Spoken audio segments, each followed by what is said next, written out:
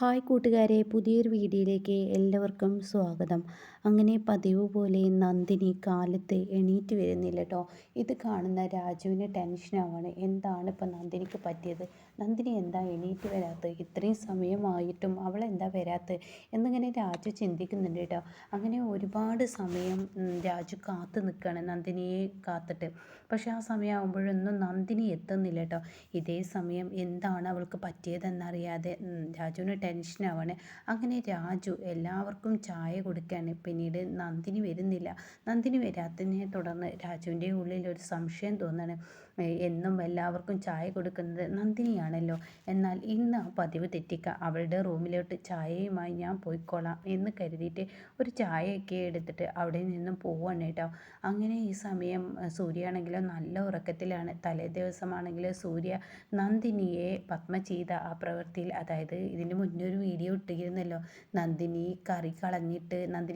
പത്മ കറി കളഞ്ഞിട്ട് സൂര്യയുടെ ലവർ ഇട്ടിരുന്ന ആ ഷർട്ട് വെച്ച് നന്ദിനി തുടക്കുകയും അവളെ അടിക്കുകയൊക്കെ ചെയ്ത റിവ്യൂ ആണല്ലോ കഴിഞ്ഞ വീഡിയോയിൽ പറഞ്ഞത്. അതിൻ്റെ ബാക്കിയാണ് കേട്ടോ.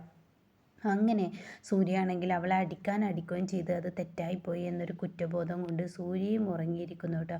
അങ്ങനെ ഒരുപാട് ഇങ്ങനെ ഈ കഥകിൽ തട്ടുന്നത് കേട്ടിട്ട് ദേഷ്യം പിടിക്കുകയാണ് സൂര്യക്ക്. ഇത് ആരാണിപ്പോൾ എന്ന ലെവലിൽ സൂര്യ ദേഷ്യത്തോടു കൂടി അവിടെ നിന്നും എണീറ്റ് വരികയാണ് കേട്ടോ. ആരാണിത് മനസ്സമാധാനം തരാതെ കഥകിൽ ഇങ്ങനെ തട്ടുന്നത്? മനുഷ്യനെ ഉറങ്ങാനും സമ്മതിക്കില്ലേ എന്നൊക്കെ പറഞ്ഞിട്ട് സൂര്യ ദേഷ്യത്തിൽ അവിടെ നിന്നും വരികയാണ് കേട്ടോ. ആ സമയം ഇവിടെ നന്ദിനി ഇതാ നിനക്ക് ചായ എന്നും പറഞ്ഞ് രാജു പുറത്തു നിന്നും വിളിക്കാൻ കേട്ടോ. ഇതേ സമയം കഥക് തുറന്ന ഉടൻ തന്നെ രാജുവിനോട് ചോദിക്കുകയാണ് സൂര്യ, ആർക്കാണ് ഈ ചായ കൊണ്ടുവന്നിരിക്കുന്നത്? എന്തിനാണ് ഈ ചായ എന്ന് ചോദിക്കാൻ കേട്ടോ. അത് കേൾക്കുന്നതിനോടുകൂടി രാജു പറയാണ്, നന്ദിനിക്കാണ് ചായ. നന്ദിനിയുടെ റൂമിലല്ലേ, കിച്ചണിലല്ലേ ഉള്ളത്? അവൾ അതിരാവിലെ എണീറ്റ് പോവില്ലേ? ഇല്ല സൂര്യ സാറ്, അവൾ എണീറ്റിട്ടില്ല എന്ന് പറയാൻ കേട്ടോ. അങ്ങനെ സൂര്യ തിരിഞ്ഞു നോക്കുമ്പോൾ നന്ദിനി കാണാൻ താഴെ കിടക്കുന്നു കേട്ടോ. ഇത് കാണുന്നതിനോട് കൂടി നന്ദിനി, നീ എന്താ താഴെ കിടക്കുന്നത്? ഇവളെ എണീറ്റില്ലേ എന്നും പറഞ്ഞിട്ട് സൂര്യ എന്ത് ചെയ്യുന്നു, അവിടെ കിടക്കയിൽ പോയി കിടക്കണം കേട്ടോ. എന്നാൽ ചായ കൊടുത്തോ, പതിവ് ഒന്ന് തെറ്റിക്കുന്നത് നല്ലതാണ്, ചായ കൊടുത്തോ എന്ന് പറഞ്ഞിട്ട് സൂര്യ എന്ത് ചെയ്യുന്നു, ബെഡിൽ പോയി പിന്നെയും കിടന്നുറങ്ങാൻ കേട്ടോ. എന്നാൽ ഈ സമയം രാജു ആണെങ്കിലോ നന്ദിനി എന്ന് പറഞ്ഞ് ഇങ്ങനെ വിളിക്കുകയാണ്. പക്ഷെ നന്ദിനി എണീക്കുന്നില്ല കേട്ടോ. എത്ര വിളിച്ചിട്ടും നന്ദിനി എണീക്കുന്നില്ല. പക്ഷേ നന്ദിനിയുടെ കവിളിലൊക്കെ ഇങ്ങനെ പൊളയം പോലെ ഇങ്ങനെ പൊന്തിയിട്ടുണ്ട്. നന്ദിനിക്ക് ചൊള്ള ബാധിച്ചിരിക്കുകയാണ് കേട്ടോ.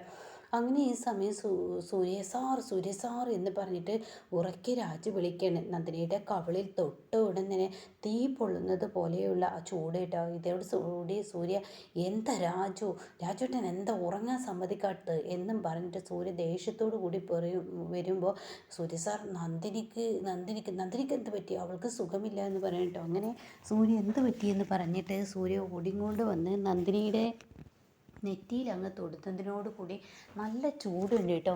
ഇത് കാണുന്ന സൂര്യ, അയ്യോ നന്ദിനിക്ക് പനിയോ ഈശ്വര എന്നും പറഞ്ഞിട്ട് സൂര്യ ഫോൺ എടുക്കണം കേട്ടോ. അപ്പോഴേക്കും ശബ്ദം കേട്ടിട്ട് അങ്ങോട്ടേക്ക് യതീന്ദ്രൻ കയറി വരണം. അങ്ങനെ യതീന്ദ്രൻ എന്തെന്ന് ചോദിക്കുകയാണ് കേട്ടോ. അപ്പോൾ ഉടൻ തന്നെ, നന്ദിനിക്ക് നല്ല പനി, മോനെ നേരം വൈകിക്കണ്ട, ഇപ്പം തന്നെ നീ ഡോക്ടർക്ക് വിളിക്കുമെന്ന് പറയണേ. അങ്ങനെ രാജു ആണെങ്കിലോ താഴോട്ടും പോയി.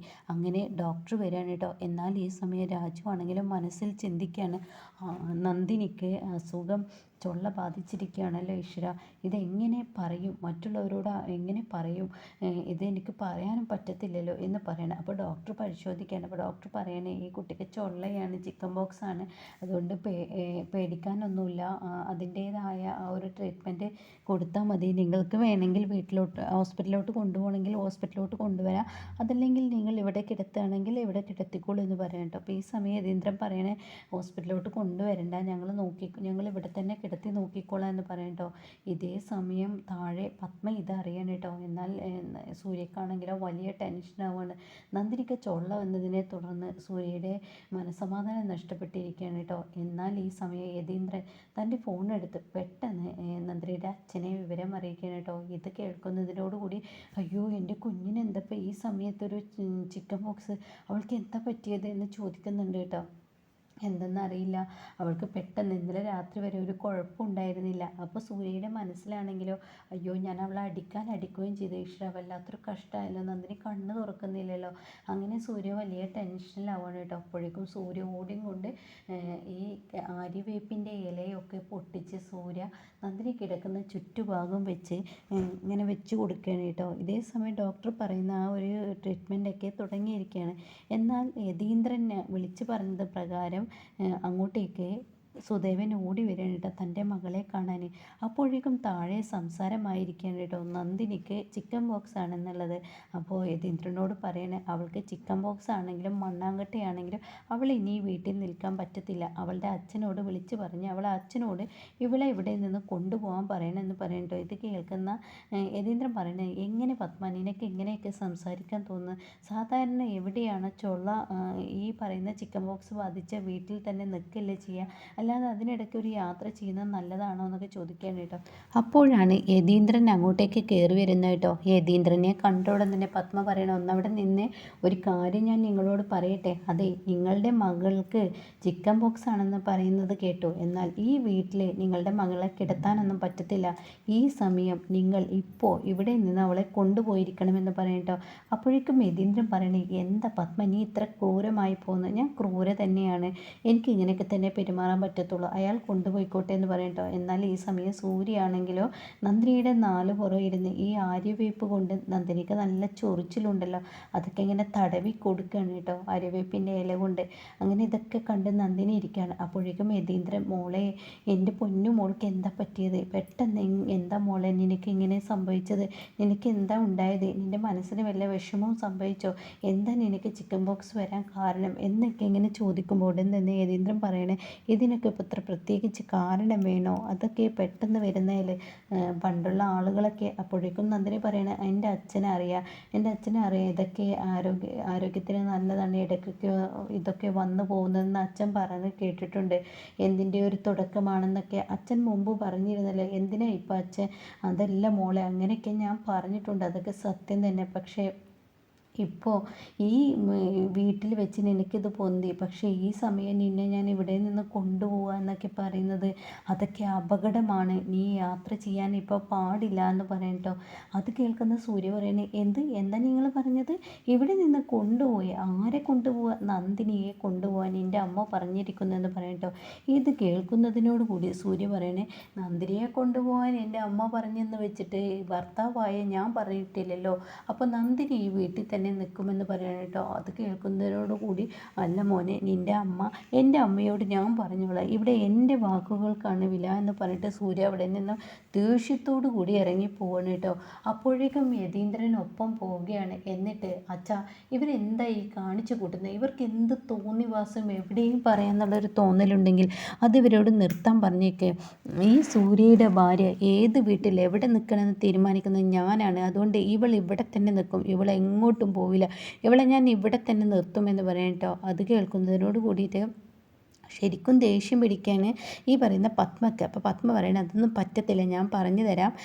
ഒരു വീട്ടിൽ ചിക്കൻ ബോക്സ് ബാധിച്ചു കഴിഞ്ഞാൽ വറവിടാൻ, മീൻ പൊരിക്കാൻ, അതുപോലെ മാംസാഹാരങ്ങൾ ഇതൊന്നും കഴിക്കാൻ പാടില്ലെന്ന് നിങ്ങൾക്കറിയാം. അപ്പോൾ അതുകൊണ്ട് തന്നെ അതൊന്നും ഇവിടെ കഴിക്കാൻ പറ്റില്ല.